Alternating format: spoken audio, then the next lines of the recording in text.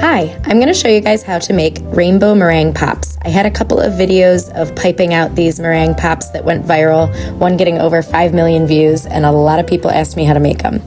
So first you're going to whip up a simple meringue, and then instead of mixing your color right into the meringue, I actually just squeeze some dye into my pastry bag. That way it's like a really vibrant color and you can have fun with all the different colors that you put in your swirl. Once you add in your meringue, just kind of slowly urge it down, that way it doesn't mix together too quickly.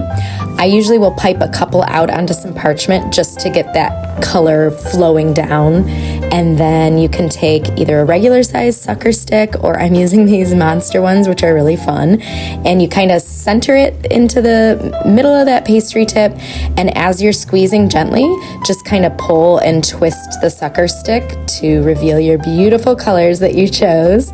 I generally set my oven to 275, and I will lay these onto a parchment lined sheet tray when I'm done piping them.